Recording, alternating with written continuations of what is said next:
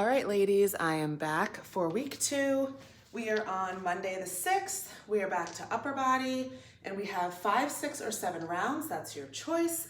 Seated bicep curls, alternating diagonal raises, alternating hammer curls, and chest adductions. So seated bicep curl. This is where you plant your elbow into your knee, or into your thigh.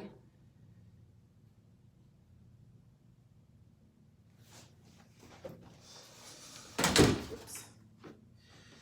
Alternate diagonal raises.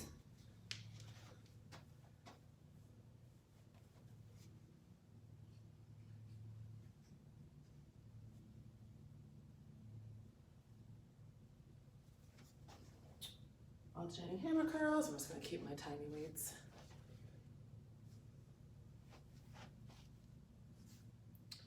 And chest adductions.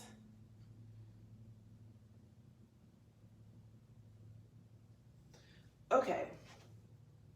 And there's no part 2. Seated bicep curls. So, bicep curls have a lot of variations. So the seated one is actually one that my dad taught me that I would do when I was like in an actual gym a lot. So the purpose of this is it's very isolating and it eliminates you from using other parts of your body. So if we're doing our hammer curl or a regular bicep curl, you could easily kind of use your legs to help you. You could even swing your arm a little bit to help you. So when you're seated, you're gonna get a wide stance with your legs. You're only gonna do one at a time. And you're going, I don't know if I put purr on there. Oh, I did, okay. You're going to basically plant your elbow like into your thigh, okay? And then this hand, you can either do that or you can do that, however is comfortable. But you wanna make sure that you're not too hunched over. So this chair is a fine height. You might find that your chair is maybe too high if you're like really having to bend over really far to get your elbow into your thigh. So you might want to like try a couch or something different, just so your back is not like really hunched over. You still want to be able to kind of keep a straight back. So you're going to lean forward, you're going to dig your elbow into your thigh, you're going to drop your arm, and you're going to curl up, slow, lower. Curl up, slow, lower. So as I said, you're not getting any movement from any other body part, so it's a lot more isolating. And you want to make sure when you come down, you open up all the way, curl up all the way, come down all the way, curl up, okay? So it just is a little bit more difficult. It works a little bit more of your bicep, and then you're going to switch sides. We have our alternating diagonal raises. So this is basically the same as our front raise, except you cross. So our normal front raise looks like this, where we just lift the weights straight up in front of us. With our diagonal, we're gonna number 1, alternate arms, but we're also going to go diagonal across our chest. So I'm gonna lift my arm like this. So instead of lifting it straight, I'm lifting it diagonal, down, diagonal, and you're alternating, okay? So the number is 20, so that's why it's such a high number, because you're alternating. So once you hit 20, that means you've done each arm 10 times. So you're gonna go 1, 2, 3, and count to 20. So when you do your diagonal raises, the main thing that you wanna think about is I always try, like if I do my front raises as well, or even like the T or the side, I always try to be even with my shoulders. So when I raise up, I'm basically raising up to my shoulder. I don't want to be way up here too high. I mean, you can do that. That's just working a different area. And you don't want to do it too low. So you usually want to aim for like right out in front of you, which would be kind of parallel with your shoulders. Okay, so that one's pretty easy. And also keep a bend in your elbow. You don't want to be totally locked out. So when I do it, I'm just nice and relaxed, and I just lift here. So as you'll notice, my arm is bent, okay? It's not totally straight. So it's still bent, but I am going across diagonal. Hammer curls. So this again, because you're alternating, you're counting 220. So with your hammer curl, you hold the weight like this, and instead of curling this way, the weight stays the long way. So your alternating hammer curls look like this. So the weight just stays the long way, okay?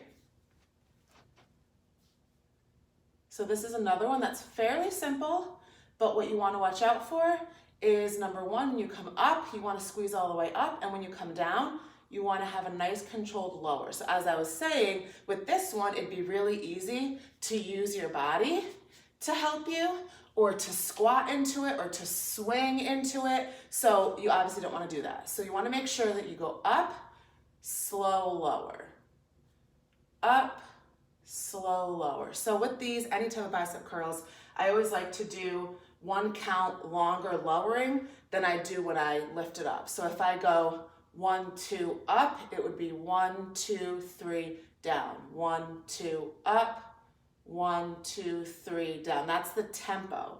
So if I was going to count, you know, my normal ones, 1, 2, 1, 2, 3, 1, 1, 2, 1, 2, 3, 2, 1, 2, 1, 2, 3, 3, 1, 2, 1, 2, 3, 4. I mean, obviously, once you get the hang of it, you're not going to have to like count out loud or count in your head, but just to get the rhythm of the tempo, you want to make sure that your lower is nice and slow and controlled, and that you don't just fling the weight down.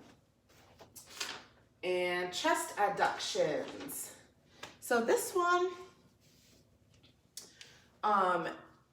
you'll figure out what weight works for you, because although it's not super difficult, it's one of those ones where, because we're doing this, it's like basically like the machine that you've probably used or seen at the gym, and it's got, you sit in it, and it's got it coming down like this, and it's got pads, and you put your arms on the pads and you close them like this. So because we obviously don't have the machine, we're just holding our arms up in the air. So not only are we doing the movement and the exercise, but because we don't have a machine, we have to keep our arms up in the air. So that part gets tiring by itself, let alone that you're actually doing an exercise while you're doing that. So keep that in mind. So you're gonna start out like a goal post, or like if we were doing our floor press, you're like that, and you're just going to squeeze in, release. 1, squeeze in, out.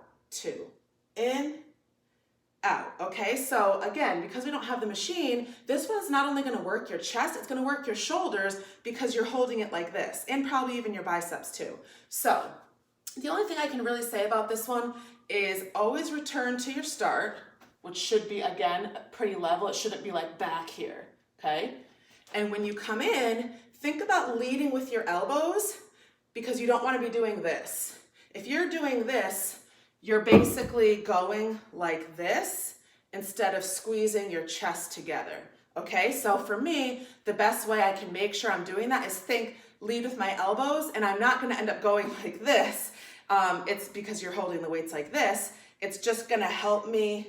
So like my elbows are slightly closer than my hands, but that's fine, because it's making sure that I'm actually closing and I'm squeezing those pec muscles together. So again, it is a chest exercise, but just me doing this with no weights in my hands, I'm feeling the burn on the tops of my shoulders. So that one might be a little bit trickier than you think it is, because you do have that hold. So that is your Monday.